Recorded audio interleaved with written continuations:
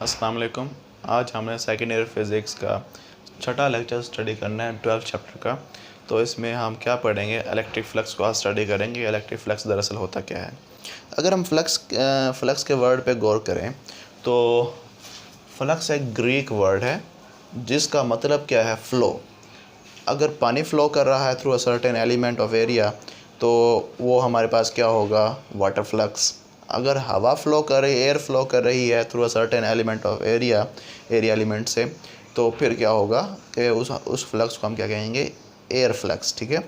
अगर हमारे पास electric lines of forces पास कर रहे हैं किसी सर्टेन एलिमेंट से, तो उस एलिमेंट को, उस फ़्लो को हम क्या कहेंगे, इलेक्ट्रिक फ्लक्स कहेंगे। ठीक है। अगर हम डेफिनेशन देखें इलेक्ट्रिक फ्लक्स की, the number of electric field lines, किसकी तादाद, नंबर क्या है बेटा, तादाद है किसकी बेटा, इलेक्ट्रिक फील्ड लाइंस की। कौन सी इलेक्ट्रिक फील्ड लाइंस, पासिस, जो कि पास करती हैं किससे बेटा, through the certain area element, किसी ख़ास एरिया से पास करते हुए इलेक्ट्रिक लाइंस ऑफ फोर्सेस की तादाद को क्या कहेंगे हम, इलेक्ट्रिक फ्लक्स कहेंगे। क्या कहेंगे बेटा, इलेक्ट्रिक फ्लक्स। ठीक है। ये हमने पहले भी पढ़ा था कि जब हम इलेक्ट्रिक फील्ड लाइंस की बात की थी, हमने कहा था कि number of field lines passing through certain area, unit area, gives the field strength. हमें क्या बताती है, फील्ड स्ट्रेंथ के बारे में बताती है बेटा। ठीक है। वही बात हम यहाँ कर रहे हैं बेटा कि किसी ख़ास यूनिट एरिया से कितनी नंबर ऑफ़ लाइंस पास करती हैं, उस नंबर ऑफ़ लाइंस को, पर यूनिट एरिया को हम क्या कहते हैं बेटा, सॉरी, नंबर ऑफ़ लाइंस को, किसी ख़ास यूनिट एरिया से पास होते हुए लाइंस को हम क्या कहते हैं, इलेक्ट्रिक फ्लक्स कहते हैं। क्या कहते हैं बेटा, it is denoted by phi. इसको किससे डिनोट करते हैं बेटा, फाई से डिनोट करते हैं। और ये क्या होते हैं बेटा, इलेक्ट्रिक फ्लक्स है तो इसके नीचे सबस्क्रिप्ट में लिख देते हैं ई। क्या लिख देते हैं बेटा, ई। यानी कि फ्लक्स का सिंबल क्या है, फाई, क्योंकि इलेक्ट्रिक फ्लक्स है तो इसके नीचे लिख देंगे ई, तो ये बन जाएगा इलेक्ट्रिक फ्लक्स। क्या बन जाएगा, इलेक्ट्रिक फ्लक्स। कोई बात यहाँ तक समझ ना आए ज़रा पूछ लो। अब ये फील्ड लाइंस मैंने शो की हैं, क्या शो की हैं बेटा, फील्ड लाइंस शो की हैं, डिफरेंट इलेक्ट्रिक फील्ड लाइंस हैं बेटा ये। ठीक है। अब मैंने यहाँ पे से करीब यहाँ पे रखा किसी सर्टेन एरिया को, तो उसमें से कितनी लाइंस पास कर रही हैं, 1 2 3, 3 लाइन पास करी हैं। अगर उसी एरिया को मैंने यहाँ करके रखा है तो उसमें से कितनी लाइन पास करनी बेटा, 1। तो यहाँ पे बेटा फ्लक्स कितना है, 3 है, और यहाँ पे फ्लक्स कितना है, 1 है बेटा।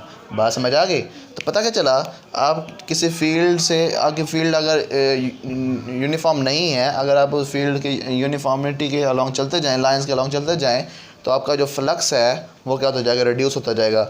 अगर हम इसको थोड़ा सा और आगे ले जाएं, इधर ले जाएं इस एरिया को, तो फिर इसमें से तो कोई लाइन पास नहीं होगी, तो फिर हम कहेंगे इसका फ्लक्स क्या हो गया है, ज़ीरो। क्या हो गया बेटा, flux zero.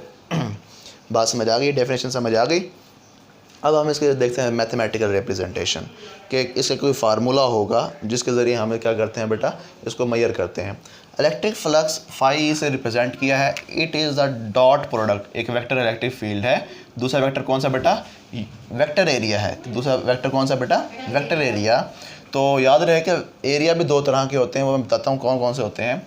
It is the dot product, ये क्या है बेटा, ये डॉट लगाने का मतलब है क्या है, ये स्केलर प्रोडक्ट है। कौन सा प्रोडक्ट है बेटा, जिसका दूसरा नाम क्या है, डॉट प्रोडक्ट। ये डॉट प्रोडक्ट है किस, इसका इलेक्ट्रिक फील्ड स्ट्रेंथ का, और बेटा किसका, वेक्टर एरिया का। बेटा बात समझ आ गई। तो यहाँ से हमें इलेक्ट्रिक फ्लक्स की एक और डेफिनेशन पता चल गई। वो डेफिनेशन क्या है, द स्केलर या डॉट प्रोडक्ट, स्केलर लिख दें या डॉट लिख दें, प्रोडक्ट है ऑफ इलेक्ट्रिक फील्ड स्ट्रेंथ, किसका बेटा, और किसका बेटा, and vector area, vector area का। बेटा बात समझ आ गई। इसका इलेक्ट्रिक फ्लक्स क्या कहता है बेटा, ये electric flux, it is a dot product. ये क्या है बेटा, डॉट प्रोडक्ट किसका, इलेक्ट्रिक फील्ड स्ट्रेंथ का और वेक्टर एरिया का। अगर इन दोनों का डॉट प्रोडक्ट ले लें तो क्या बन जाएगी हमारे पास, कौन सी क्वांटिटी बनेगी, इलेक्ट्रिक फ्लक्स। बेटा बात समझ आ गई। कोई बात समझ ना आई ज़रा पूछ लो। अब जनरल फार्मूला इसका ये बनता है, इस फार्मूले को एक्सपेंड कर दें तो हम देखेंगे बेसिक ये फार्मूला बनता कैसे है। अगर इस फार्मूले को हम ओपन कर दें, जब डॉट प्रोडक्ट होता है तो हम कौन सा फंक्शन यूज़ करते हैं, ट्रिग्नोमेट्रिक फंक्शन कॉस थीटा बेटा। ठीक है।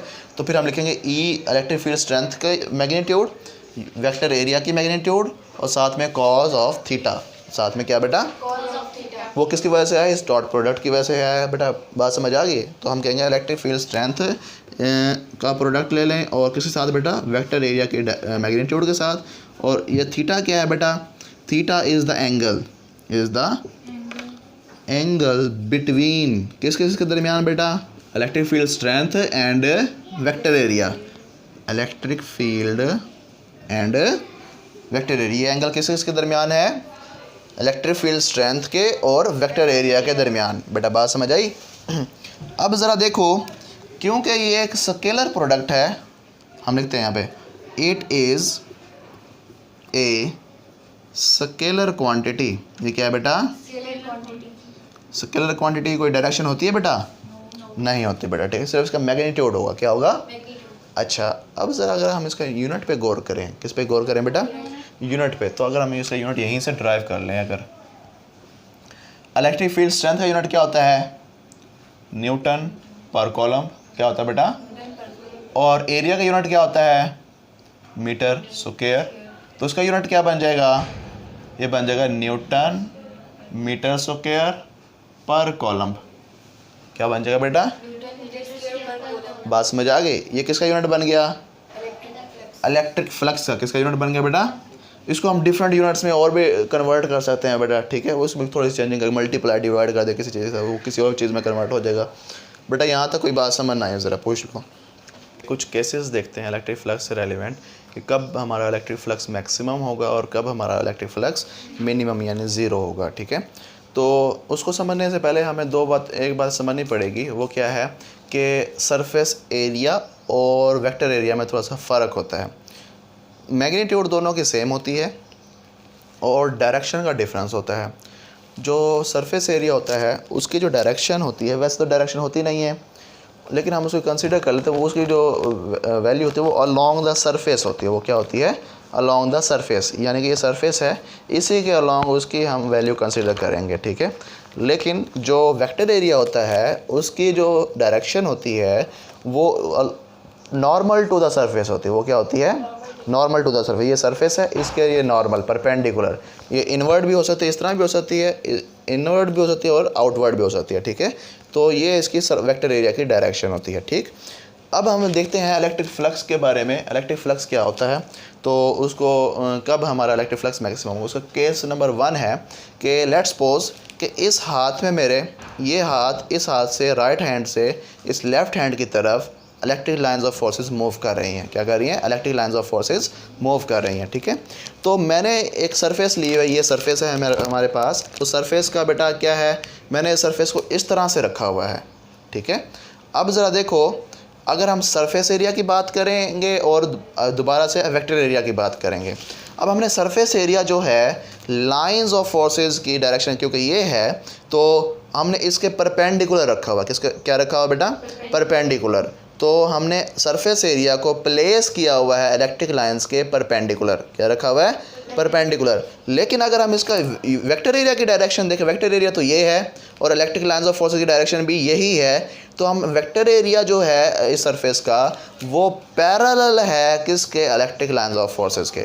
और सरफेस एरिया क्या है, परपेंडिकुलर। सरफेस एरिया क्या है, और जो वेक्टर एरिया है वो क्या है, पैरेलल। बात समझ आ गई। तो अब हम देखें कि जब हमने एरिया को, सरफेस एरिया को, एरिया परपेंडिकुलर है, क्या है बेटा, किसके, इलेक्ट्रिक लाइंस ऑफ फोर्स के। बेटा बात समझ आ गई। तब हमारा जो फ्लक्स होगा वो मैक्सिमम होगा। क्या होगा बेटा, मैक्सिमम होगा। बात समझ आ गई। अब ज़रा देखो कैसे, अब देखिएगा, ये हमने इस तरह से रखी हुई है, लाइंस ऑफ फोर्सेस यहाँ से यहाँ मूव कर रही हैं और हमने सरफेस एरिया को इस तरह रखा हुआ है, तो इसमें से maximum number of lines of forces pass होंगे। बेटा क्या होंगी, बात समझ आ गई। तो फिर इसमें फ्लक्स क्या होगा, मैक्सिमम। क्या होगा बेटा, मैक्सिमम। तो हम लिखेंगे कि इलेक्ट्रिक फ्लक्स जो है वो क्या होगा, मैक्सिमम होगा। कब, ई और ए जब आपस में क्या होंगे, परपेंडिकुलर। आपस में क्या होंगे बेटा, ये इस तरह का सिंबल लगाया है हमने, तो फिर फ्लक्स क्या होगा बेटा, मैक्सिमम। ये ए कौन सा परपेंडिकुलर है बेटा, सरफेस एरिया है। कौन सा एरिया बेटा, अगर वेक्टर एरिया की बात करेंगे तो वो एरिया पैरेलल होगा। वो क्या होगा बेटा, पैरेलल होगा। बात समझ आ गई। तो अगर हम इसको, हमने फार्मूला पढ़ा भी था, वो क्या था बेटा, phi is equal to E A cos of theta. वो हम यहाँ से ड्राइव भी करेंगे, लेकिन हमने उसको, क्योंकि डॉट प्रोडक्ट था वो हमने पहले पढ़ा हुआ है उसका, तब हम निकाल के देखें। तो ज़रा देखो, ये डायरेक्शन किसकी है, इलेक्ट्रिक फील्ड की। ये जो वेक्टर्स मैंने बनाए हैं किसके हैं, इलेक्ट्रिक फील्ड के। और ये वेक्टर वेक्टर एरिया का है बेटा, ठीक है। दोनों क्या है, आपस में पैरेलल हैं, दोनों क्या हैं। तो एंगल कितना बनेगा, 0 डिग्री।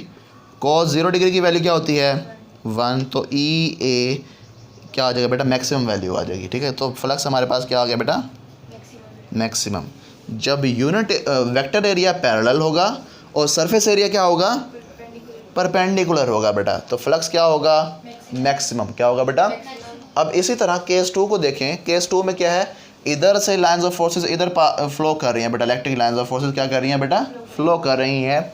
लेकिन जो हमारा सरफेस हमने रखी है वो इस डायरेक्शन में रखी हुई है। तो क्या इसमें से number of lines of forces pass करेंगी, बहुत कम करेंगी या कोई भी नहीं करेगी बेटा। बात समझ आ गई। अगर हमने इस तरह से रखा हुआ है इसको, तो इसमें से बहुत कम चांसेस है कि number of lines of forces pass करें। अगर इस तरह रखते तो maximum number of lines of forces pass करती बेटा। तो जब हम इसमें से बहुत कम लाइंस ऑफ फोर्सेस पास करेंगे तो हम कहेंगे इसमें फ्लक्स ही फ्लो नहीं हो रहा, इसमें फ्लक्स ही नहीं है, इसका फ्लक्स 0 है बेटा। बात समझ आ गई। तो इसमें जो फ्लक्स होगा वो क्या होगा, मिनिमम, जब हम क्या करेंगे, सरफेस एरिया को, एरिया क्या हो बेटा, पैरेलल। ये सिंबल किस चीज़ का है, पैरेलल का है, किसके, इलेक्ट्रिक फील्ड स्ट्रेंथ के बेटा, या लाइंस के, ठीक है। तब हमारा जो फ्लक्स होगा वो क्या होगा बेटा, मिनिमम। क्या होगा बेटा, इतना मिनिमम के 0 बेटा। बात समझ आ गई। तो 0 फ्लक्स हो जाएगा। अब देखो, अगर हम इसका फार्मूला लगा के भी इसको चेक करें तो फिर क्या होगा, ज़रा देखिएगा बेटा कि ई ए कॉज ऑफ थीटा, ये फ्लक्स का फार्मूला होता है ना। अब देखो, ये एरिया की डायरेक्शन है और ये किसकी डायरेक्शन है बेटा, इलेक्ट्रिक फील्ड स्ट्रेंथ की डायरेक्शन है ये वाली। तो एंगल कितना बनेगा, 90 डिग्री। तो theta 90 degree, E A cause 90 degree. तो कॉज 90 की वैल्यू क्या होती है, 0। तो फ्लक्स भी क्या हो जाएगा, यानी मिनिमम हो जाएगा बेटा। बात समझ आ गई। अब ज़रा देखो, इधर से number of lines of forces इस तरह से पास कर रही हैं। अब हम इधर ये जो केस है, केस नंबर 3, इसमें क्या है बेटा कि आपका जो सरफेस है वो इलेक्ट्रिक लाइंस ऑफ फोर्सेस के ना ही परपेंडिकुलर है और ना ही पैरेलल है बेटा। बात समझ आ गई। वो किसी ख़ास एंगल थीटा के ऊपर है। देखिएगा, ये ख़ास कोई एंगल थीटा है बेटा। इसको हम थोड़ा सा टिल्ट कर लें तो ज़्यादा बेहतर होगा। इस तरह से ये एरिया की डायरेक्शन है और इन दोनों के दरमियान क्या बनता है बेटा, एक एंगल बनता है। क्या बनता है, एंगल, जो कि 90 डिग्री नहीं है ना ही 0 डिग्री है बेटा, ठीक है। एंगल थीटा बनता है। जब एंगल थीटा बनेगा तब हम क्या करते हैं, डॉट प्रोडक्ट के लिए प्रोजेक्शन ड्रॉ करते हैं। क्या करते हैं बेटा, ये हमने प्रोजेक्शन ड्रॉ की है। ये एक एंगल ये है, एक कंपोनेंट ये ड्रॉ किया एरिया का और एक कंपोनेंट ये ड्रॉ किया है, ठीक है। जो एंगल के साथ वाला कंपोनेंट था वो ए एक्स होता है। क्या होता है बेटा, और एंगल के सामने वाला यानी परपेंडिकुलर होता है बेटा, ठीक है। और ए एक्स को हम क्या कहते हैं, ए कॉज ऑफ थीटा। क्या कहते हैं बेटा, ए कॉज ऑफ थीटा। अब हम देखते ये हैं कि एरिया का प्रोजेक्शन ड्रॉ करेंगे किसके ऊपर, इलेक्ट्रिक फील्ड लाइंस के ऊपर। किसके ऊपर, इलेक्ट्रिक फील्ड लाइंस के ऊपर। तो हम इसका अगर फ्लक्स का फार्मूला लिखें कि electric flux is equal to projection of A along E. हमने एरिया का प्रोजेक्शन देखना है किसके अलॉन्ग बेटा, ई के अलॉन्ग, इलेक्ट्रिक फील्ड लाइंस की डायरेक्शन में बेटा, ठीक है। और उसको मल्टीप्लाई कर देंगे किसके साथ, ई के साथ बेटा। बात समझ आ गई। तो प्रोजेक्शन क्या है बेटा, ए एक्स। क्या है, ए एक्स, यानी कि हम प्रोजेक्शन क्या कहते हैं, नॉर्मल ड्रॉ करते हैं एक पॉइंट से दूसरी लाइन के ऊपर बेटा, ठीक है। तो फिर ये क्या बन जाता है, ए एक्स इसके बराबर होता है ए कॉस थीटा के बराबर। हम इसको लिखें अगर इस तरह से कि भाई ए प्रोजेक्शन है A cos of theta into electric field strength, ठीक है। तो अब क्या बन जाएगा, इसको अगर सिंपलीफाई कर लें, अगर मल्टीप्लाई तो बनेगा E A cos of theta, E A cos of theta. तो ये हमारे पास वही फार्मूला ड्राइव हो गया जो कि हम पहले यूज़ करते आ रहे हैं बेटा। बात समझ आ गई। तो अब यहाँ तक हमने केसेस देखे हैं। तो ये यहाँ पे हमें पता चला कि इलेक्ट्रिक फ्लक्स जो है वो 3 फैक्टर्स पर डिपेंड करता है। कितने फैक्टर्स पे बेटा, 3 फैक्टर्स पर डिपेंड करता है। वो डिपेंडेंस यहाँ लिख रहा हूँ मैं। पहला जो फैक्टर है बेटा वो इलेक्ट्रिक फील्ड स्ट्रेंथ के ऊपर डिपेंड करता है। किसके ऊपर बेटा,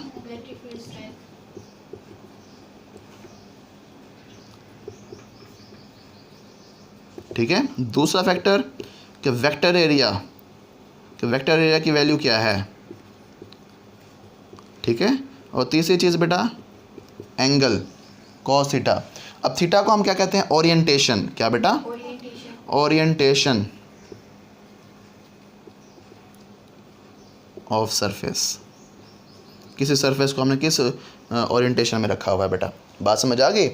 तो उम्मीद है कि आपको ये बातें समझ आ गई होंगी। If you have any question about this lecture you can ask freely in the comment section. Thank you.